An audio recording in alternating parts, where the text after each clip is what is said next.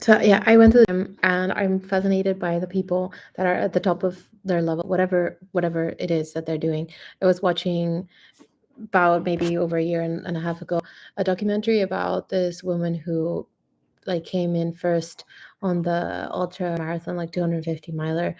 And I mean, it just the sheer capacity of a human body to be able to do something like that is just, I mean, how many emotions come up? Like, you know, I don't feel qualified to be able to speak. I'm both like, intrigued and inspired. I admire them, but also like, what does it take for a person to be able to achieve something like that? Um, and it always surprises me little things in the language. The language is key as to like the psychology and how they think, because that's not ordinary. Clearly, that's extraordinary. What are the key differences in how a person thinks to be able to do that? And this person, she said, like, I wouldn't let discomfort get in the way of like finishing what she set up to do or something like that. And the key thing being discomfort. Like, we had just seen clips of this person's body just, going through living hell. And to equate that, like, the body was like just, you really put the body to the test. I can't even imagine 215 miles also in that particular race, which is, I mean, and you see how much the body is suffering, and the way that she described it as discomfort to get in the way of her doing, like, that is the kind of like the huge difference between someone saying like, oh, like putting your body through hell to reach 200, your goal, versus, wouldn't let discomfort get in the way.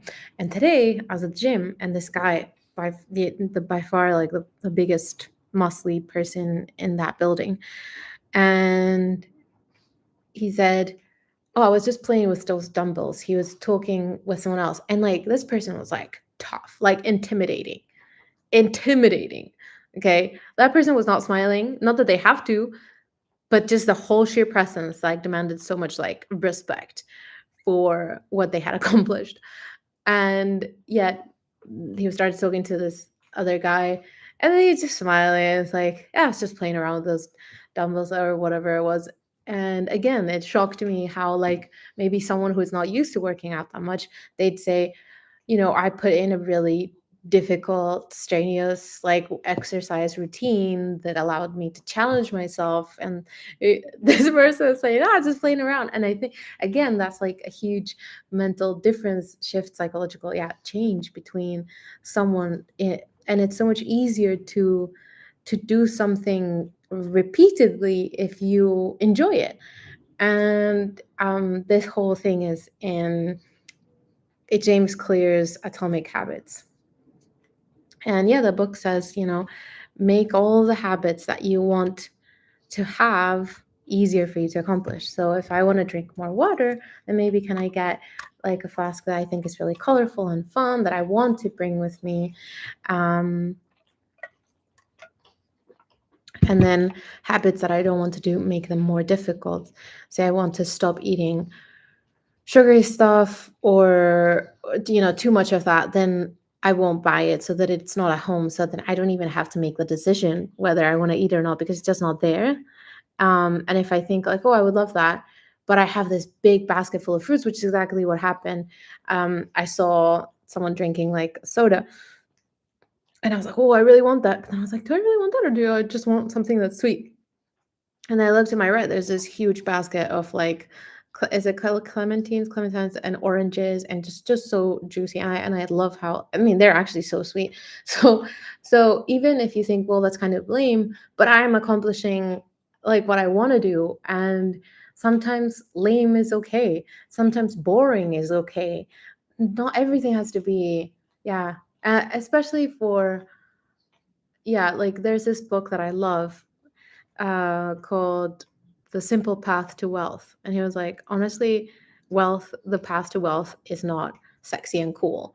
It is it might be boring and you know, and I think, yeah, there's nothing wrong with boring, because ultimately I'm living my life for myself. And like I said that I wouldn't do social media, and the only way that I would interact like via uploading stuff or not would be like on live on YouTube. YouTube, I appreciate the fact that it has, that um search bar prominently, and I can also block extra videos from my desktop, so I don't have it on my phone. And I only say this because I've had enough of feeling really down when I realized that I just would lose time consciousness. I would lose completely any awareness of like where I was, what I was meant to be doing, what I would like to be doing, how my body was feeling, if I was in a bad posture, if I needed to go to the bathroom or drink water, like any sort of like body kind of awareness and being present just went out the window. And actually, because I love spirituality and meditation and bringing kind of myself into things and being aware of where I am and what I'm doing and goals. I mean, it's a challenge enough with having been diagnosed with ADHD, whatever we feel about that. And again, like, okay, cool. I don't want to be like other people, and that's the main thing. I was telling my partner today, I'm done kind of fighting myself. I want to work with myself, and instead of thinking like, well, why does this have to be so hard for me? Like, it's clearly not hard for other people. Who cares? Who cares? Like, that's just wasting my time at the end of the day. It's okay to notice it. It's like, okay, I'm not like that. But okay, so what does help me? It's like I've got some candles there. I love candles. Like, okay, that seems to help. Why do I have to like, question it so much? So little by little, obviously. I'm just trying to see what works for me. And I started I don't have it here. I put it upstairs.